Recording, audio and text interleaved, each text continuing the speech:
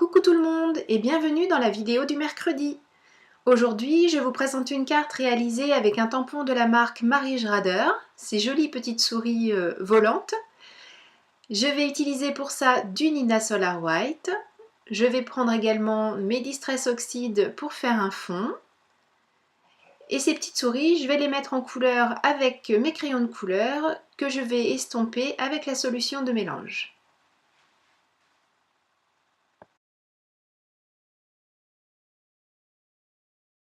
J'ai pris une chute de Nina, j'avais un rectangle suffisamment grand. Je vais prendre mes mousses rondes et mes petits supports en bois et je vais réaliser un fond en mettant trois couleurs différentes. Donc il y a le Faded Jeans, le bleu le plus sombre que vous voyez au milieu. Sur la droite, c'est le Broken China. Et sur la gauche, le Peacock Feathers. On ne sait pas trop si c'est un bleu ou un vert, mais même si à la caméra c'est pas net, il y a quand même une belle différence avec le Broken China.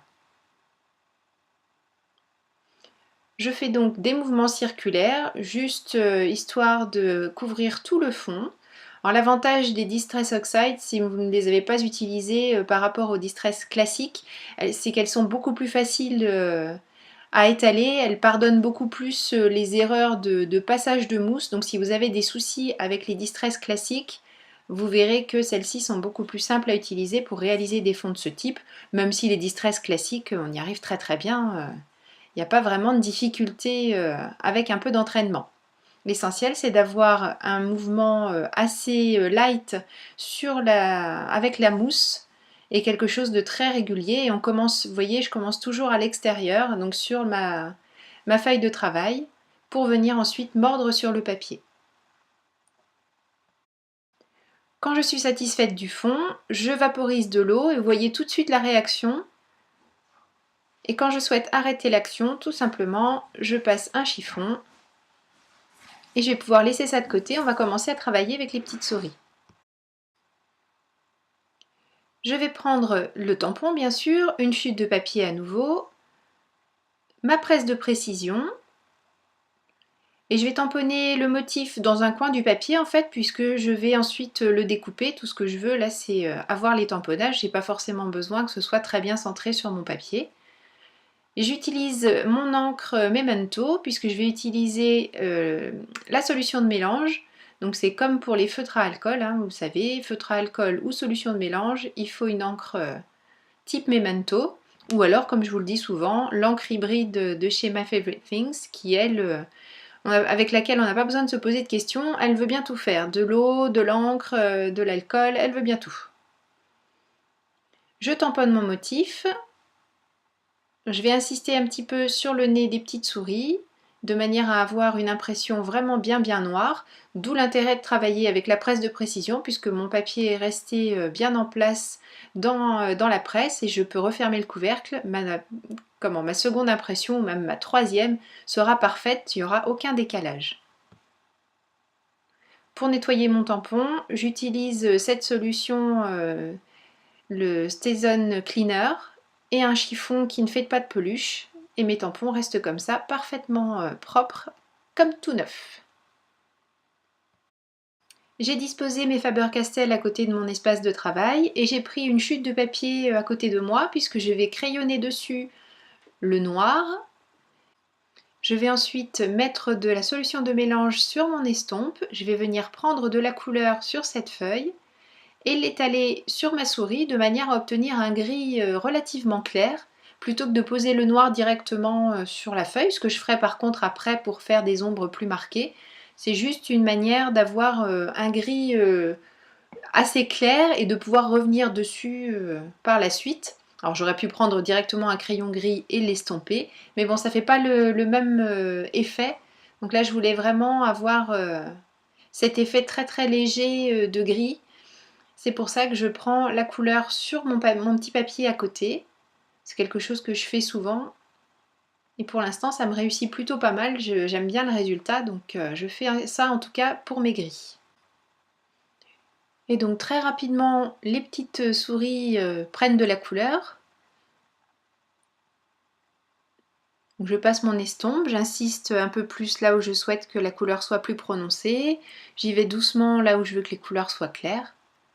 C'est relativement simple. Ensuite, pour marquer un petit peu plus mes ombres, comme je vous l'avais dit, je prends là directement le crayon noir et avec la même estompe, je vais venir repasser sur ces petits traits noirs en faisant attention de ne pas trop m'éloigner de l'endroit où ils sont, de manière à vraiment marquer l'intensité de la couleur à cet endroit-là, sans en emmener partout avec moi. Et je vais régler comme ça, petit à petit, toutes mes tonalités de gris et de noir, jusqu'à obtenir quelque chose qui me satisfasse. Quand le pelage est terminé, je fais l'intérieur des oreilles avec du rose et je vais ensuite venir colorier leurs petits chaussons, l'un avec des tonalités de vert, l'autre avec des tonalités de rose. J'ai repris en fait les couleurs qui étaient proposées sur l'emballage du tampon. Et pour donner un effet de blanc sur les gants, je vais utiliser du bleu, toujours avec bien sûr la solution de mélange et des estompes pour venir faire tous les fondus. Et pour le bleu, je vais utiliser la même technique que le noir en début de vidéo, c'est-à-dire que je vais le poser sur mon petit papier à côté et je vais juste venir prendre la quantité dont j'ai besoin avec une estompe.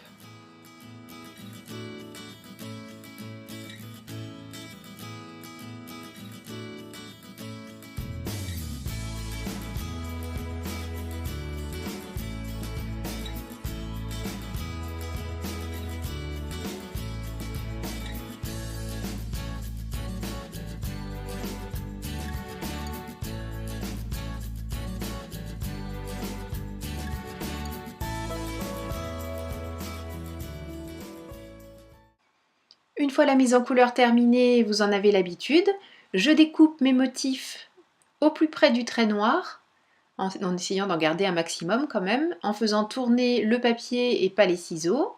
Et une fois que c'est terminé, je repasse toutes les tranches avec un feutre noir de manière à gommer les imperfections et puis à faire en sorte que la tranche blanche du papier ne soit pas apparente et que notre découpe au final soit vraiment jolie.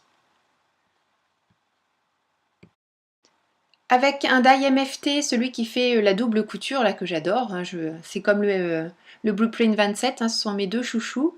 J'ai découpé le fond qu'on a fait tout à l'heure avec la Distress Oxides. J'en ai refait un donc tout blanc.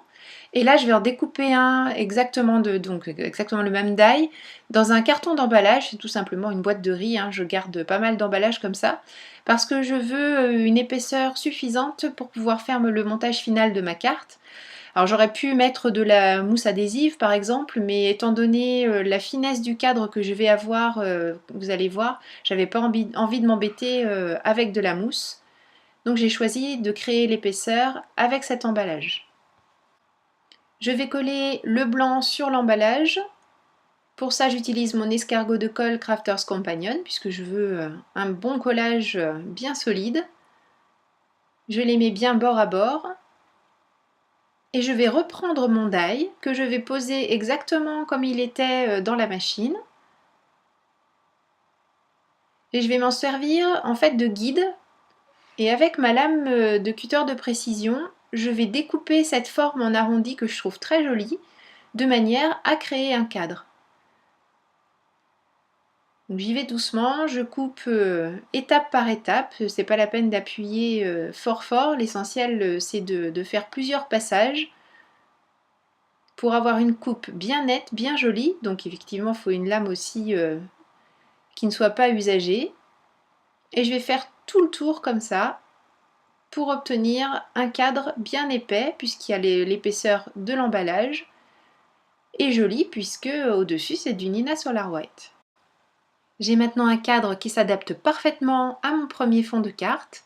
Je reprends les encres Distress Oxides et je refais le même traitement que tout à l'heure. J'alterne les différents bleus, je remets des gouttelettes d'eau pour que mon cadre soit à la fois visible et reste discret.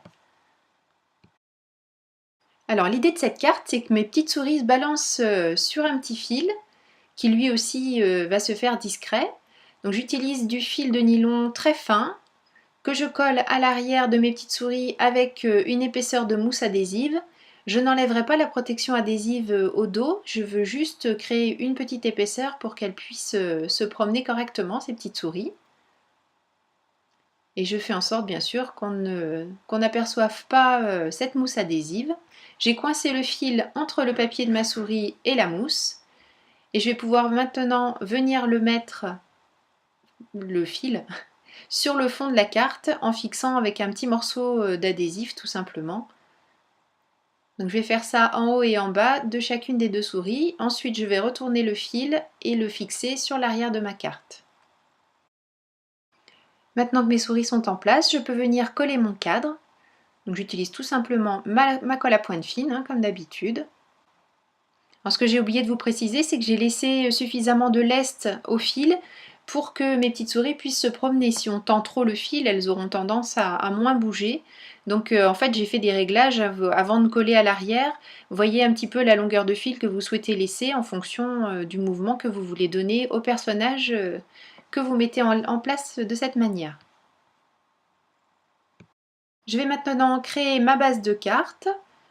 Pour ça, je coupe un rectangle, donc j'ai mesuré les dimensions de la carte que j'ai obtenue jusqu'ici et j'ai ajouté 6 mm de manière à créer un petit cadre de 3 mm tout autour de mes petites souris. J'utilise mon massicot, c'est quand même le plus simple pour avoir des coupes parfaites, bien droites et puis rapides. Et je peux coller maintenant ma carte bleue sur le fond blanc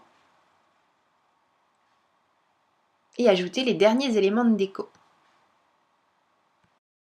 Dans ma boîte à petits trésors, j'ai trouvé cette découpe 100% tout en colle qui dit joyeux anniversaire.